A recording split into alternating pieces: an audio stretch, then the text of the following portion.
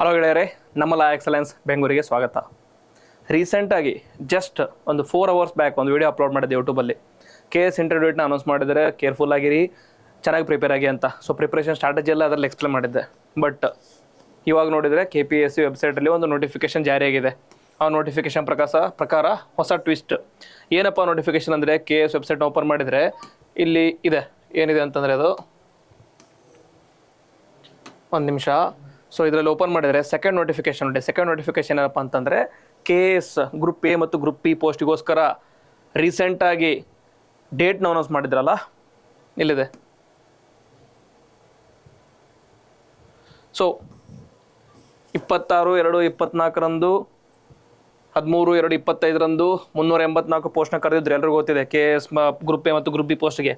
So ಅದರ ದಿನಾಂಕ ಡೇಟ್ಸ್ನ ಅಂದರೆ ಇಂಟರ್ವ್ಯೂ ಡೇಟ್ಸ್ನ ಯಾವಾಗಿತ್ತಂದರೆ, ಇದರ ಪ್ರಕಾರ 23/3/2026 4/5/2026 ಇತ್ತಂತ ಇಂಟರ್ನೆಟ್ಟಲ್ಲಿ ಬಂದಿತ್ತು.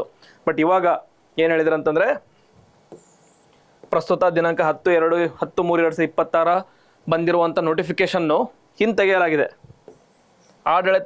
ಆಡಳಿತಾತ್ಮಕ ಕಾರಣಗಳಿಂದ ಹಿಂಪಡೆಯಲಾಗಿದೆ. ಸೊ ಅಡ್ಮಿನಿಸ್ಟ್ರೇಟಿವ್ ರೀಸನಿಂದ ಹಿಂದೆ ತಗೊಂಡಿದ್ದಾರೆ.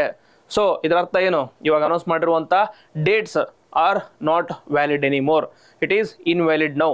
ಸೊ ಅಂಟಿಲ್ ಫರ್ದರ್ ನೋಟಿಸ್, ಶೀಘ್ರವಾಗಿ ಪ್ರಕಟಿಸಲಾಗಿದೆ ಅಂತ ಹೇಳಿದರೆ, ಶೀಘ್ರವಾಗಿ ಪ್ರಕಟಿಸವರೆಗೂ ಕೂಡ ನೆಕ್ಸ್ಟ್ ಇಂಟರ್ವ್ಯೂ ಡೇಟ್ ಏನಂತ ಗೊತ್ತಾಗಲ್ಲ. ಸೊ ಅದಕ್ಕೆ ಇವಾಗ ಆಸ್ಪಿರೆಂಟ್ಸ್ ಹತ್ರ ಮೈಂಡಲ್ಲಿ ತುಂಬ ಕ್ವಶನ್ಸ್ ಇದೆ.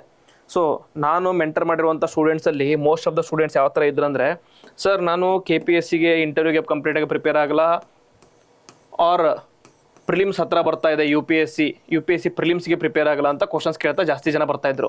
ಸೊ ನಾನೇನು ಹೇಳಿದೆ ಅಂತಂದರೆ, KPSC ಇಂಟರ್ವ್ಯೂನ ಕಂಡಕ್ಟ್ ಮಾಡೋದು ತುಂಬ ರೇರು, ಎಕ್ಸಾಮ್ ಕಂಡಕ್ಟ್ ಮಾಡೋದು ತುಂಬ rare. So more focus on this ಅಂತ ಹೇಳಿದ್ದೆ.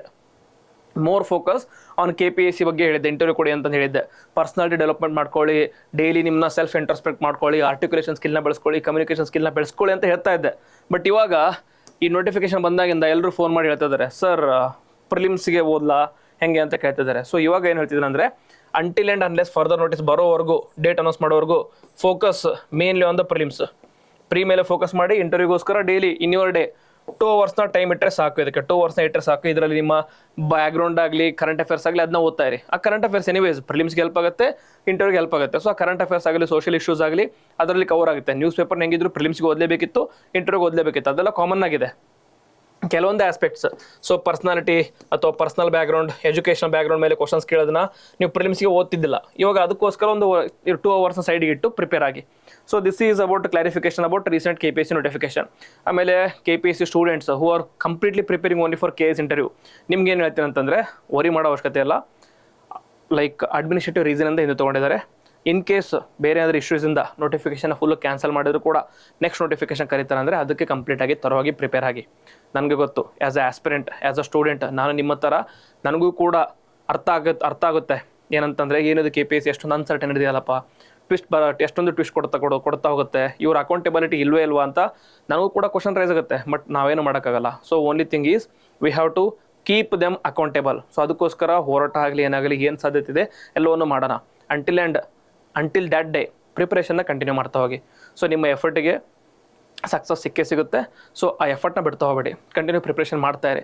ಜಸ್ಟ್ ಇನ್ ಕೇಸ್ ಇಂಟರ್ವ್ಯೂನ ಕಂಟಿನ್ಯೂ ಮಾಡ್ತಾರೆ, ಇಂಟರ್ವ್ಯೂ ಡೇಟ್ ಅನೌನ್ಸ್ ಮಾಡ್ತಾರೆ ಅಂದರೆ ಆ ದಿನಕ್ಕೆ ನೀವು ಪ್ರಿಪೇರ್ ಆಗಿರಿ. ಸೊ ಆ ಪ್ರಿಪ್ರೇಷನ್ಗೋಸ್ಕರ ಏನು ಹೇಳಿದ್ದೀನಿ ಅಂತ ಹಿಂದಿನ ವೀಡಿಯೋಸಲ್ಲಿ ಆಲ್ರೆಡಿ ಎಕ್ಸ್ಪ್ಲೇನ್ ಮಾಡಿದ್ದೀನಿ. ಅದೇ ಥರ ಪ್ರಿಪೇರ್ ಆಗ್ತಾ ಹೋಗಿ. Okay, so this is the whole point of today's video. ಇದನ್ನು ಹೇಳ್ತಾ will end the video. Jai Hind, Jai Karnataka.